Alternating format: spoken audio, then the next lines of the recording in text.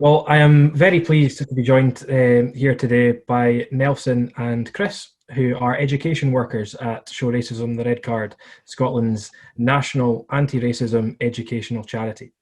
And we're here today to mark the fortnight of action for Show Racism the Red Card. So guys, thanks very much for joining me today. Now it's hard to believe that it's been 17 years since the launch of the partnership between the SPFL and Show Racism the Red Card. So for those people out there that may not be familiar with your work, would you mind just giving a little bit of an overview as to what you've been up to for the last 17 years? I appreciate maybe not the full 17 years for both of you, but since the launch of Show Racism the Red Card. So Yeah, of course. Oh, sorry, Calum. Yeah, of course. So we are, I think we're Scotland's largest anti-racist educational charity. We do a range of workshops with schools, with football clubs, with businesses, with charities. And in these workshops, we aim to teach people about the core concepts of anti-racism. So last year as a charity, we worked with 4,500 young people across Scotland. Now, 38% of those young people we work with indicated to us that they'd experienced or witnessed racism. We've also done some further research into some of our work with Scottish football and partnership clubs. And 74% of participants in those workshops said they were taking part in anti-racist education for the first time. And we also found that 58% of the participants in those workshops found that their behaviour had changed after taking part. And 77% of people taking part in these workshops also felt confident to safely challenge racism. We've also worked alongside a range of ex-professional footballers and current professional footballers. We've been really lucky to work with Derek Ferguson, ex-Rangers and Hearts, Michael Weir, ex-Hibs and Millwall, and Charlotte Potts, who currently plays for Hibernian and also has played for Sunderland. And these ex-pros who we work with are fantastic role models. They really help us engage with young people and engage with football clubs. Yeah, I can probably build on that as well. So thank you very much, Nelson. Kind of introducing what we're doing in the classroom, in workshops, sometimes going out to grassroots teams. But as well as the educational work that we do for those 17 years, we've been campaigning, we've been really active at kind of sharing this message of anti-racism.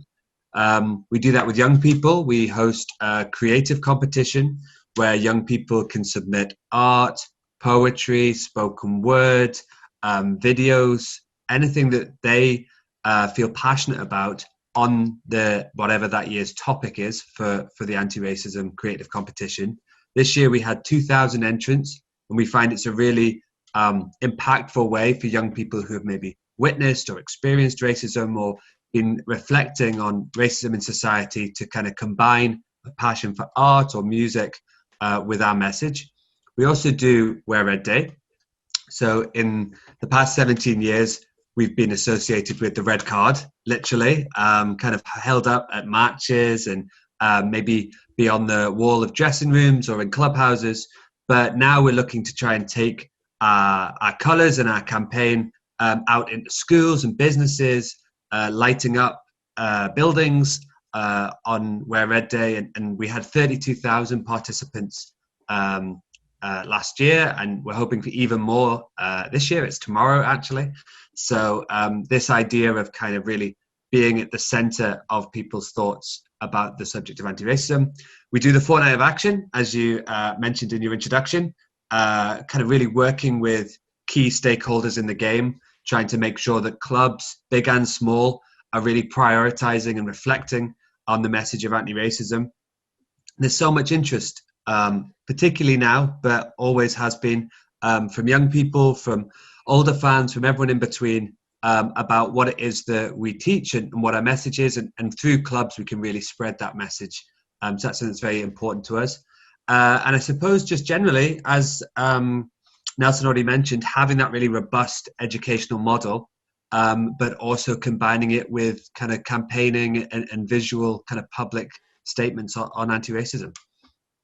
Yeah, that all sounds fantastic. And you mentioned Derek Ferguson there. I've certainly heard him on the BBC and Sports Sound talking about his work with Show Racism the Red Card, which it sounds great.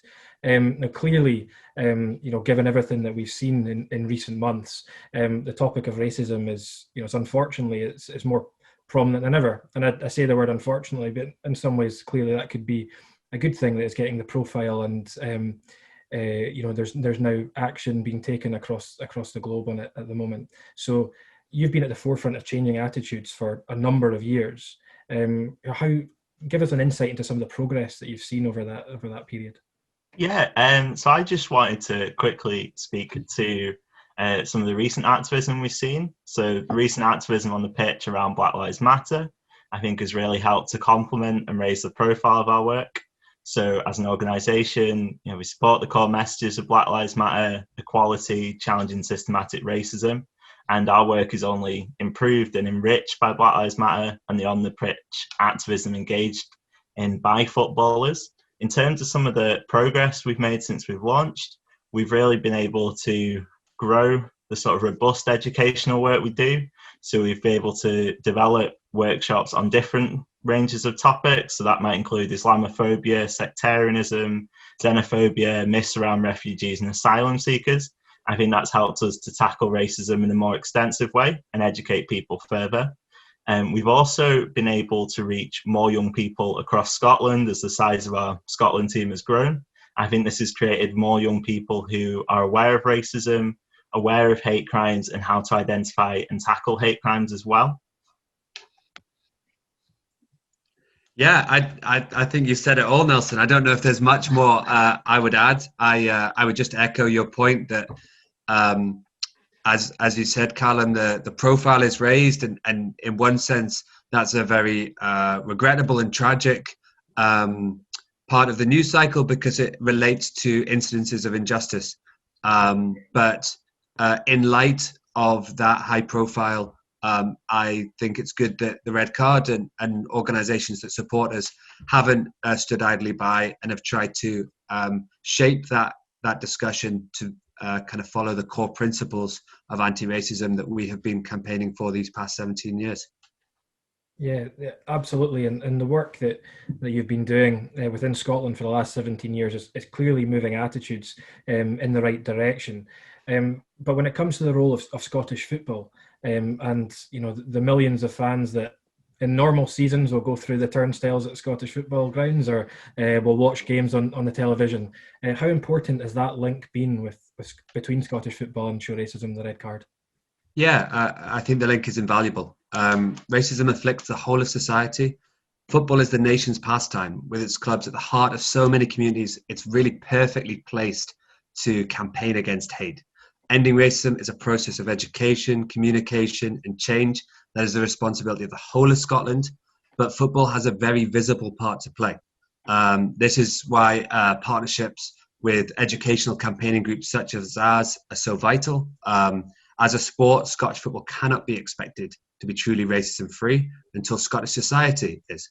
However, football is a part of that society. Its popularity and platform leaves it well placed to challenge and condemn hateful attitudes within the game and its grounds across the nation. We speak about this in-house, from like Paul Wilson's experiences of slurs in the 1970s through to the throwing of bananas at Mark Walters in 1988, to racially charged chants against Jason Scotland in 2007. Scottish football has been blighted by acts of hate, but the demands for change have grown because of that. And as you say, we are moving in the right direction to ensure that the experience of ethnic minority players, employees, supporters and stakeholders are the absolute priority. From the experiences of Jordan Tappin, Rabin Omar, Shay Logan, Scott Sinclair, Alfredo Morelos and countless others, the game is constantly challenged to speak out against hate. By doing this well, with its huge audience and its clubs placed, as I say, across Scottish football's cities and across our communities, condemnation of racism and support for our campaign is invaluable for spreading our message far and wide, loudly and resolutely. So yeah, very important to have that partnership and to try and develop the profile of anti-racism as being something people automatically associate with Scottish football. And great strides have been taken in that direction.